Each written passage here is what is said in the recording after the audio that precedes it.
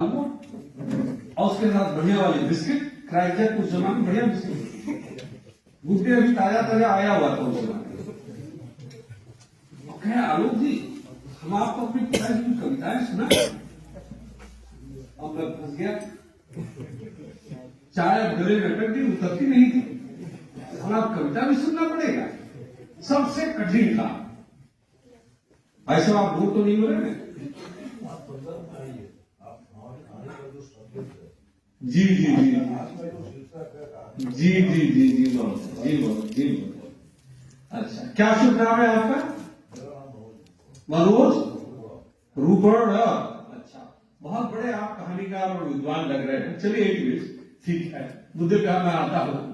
बिना मुद्दे के मैं कोई बात करता ही नहीं हूं मगर वाइस चांसलर से कैसे बात किया जाए शायद इसका विवेक आपको नहीं है तो सीख लीजिएगा क्योंकि आपको बुलाया किस देता है दोबारा इनको क्या बुलाइएगा मत इनको है ना एक बार आपको पब्लिकली कह रहा हूं इनको तमीज नहीं किससे कैसे बात की जानी चाहिए ये मैं बता रहा हूं आप और इनको अभी कहीं के निकल जाए यहां से आपका यहाँ पे स्वागत नहीं आप जा सकते हैं निकलिए यहां से हाँ निकलिए आप यहां से जा सकते हैं मुझे पूरा अधिकार है आप जो भी हैं कहीं से भी आ रहे हैं निकलिए आप यहां से चलिए बाहर निकलिए चलिए निकलिए बाहर यहां से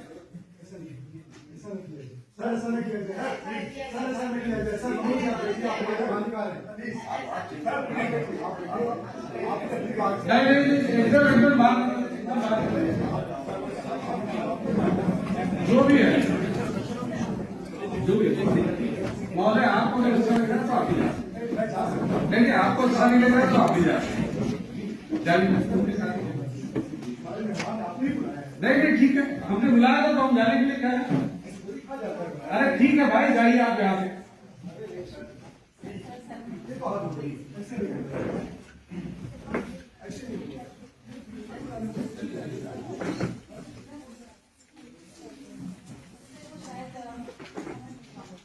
कहां से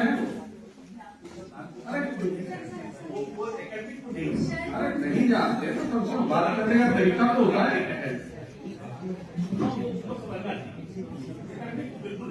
कैसे बुलाया कैसे आप बुलाने बुलाने में आपको देंगे अभी इसी को थोड़ी पता है चलिए बैठिए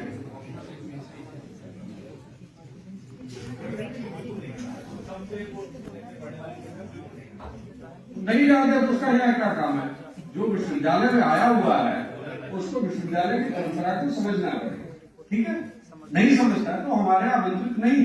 अगर गलती से आमंत्रित हो भी गए थे तो उनको यहां से राम राम करके जाने दे सकते फिलहाल बात ये थी चलिए मुद्दे पर हम आते हैं क्योंकि उनको मैं काफी देर से देख रहा था कि वो बेचारे असहज महसूस कर रहे थे और जो व्यक्ति असहज महसूस कर रहा है उसको यहाँ रुकने की कोई आवश्यकता नहीं मजा नहीं आ रहा था उनके चेहरे पे पीड़ा उनको कम पड़ता है नहीं बहस ही मैं देख रहा था करीब 1 घंटे से वो असहज ही महसूस कर मेरे वाले में नहीं आप सभी के व्याख्यान में वो असहज महसूस कर तो जो आदमी असहज महसूस कर रहा है उसको यहाँ रहने की कोई आवश्यकता नहीं तो फिलहाल हमारे भाई अब आप लोग पुनः अपने पुराने उसमें आ जाए तो हमको हमारे जो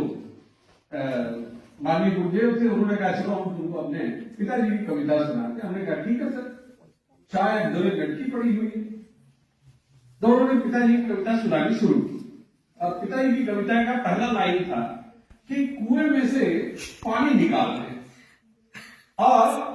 पानी निकाल रहे हैं तो वो कह रहे हैं काहे को बोल में ढोलक पानी ये कविता में उन्होंने पहली लाइन सुनाई और लाइन ये थी उसका भावार्थ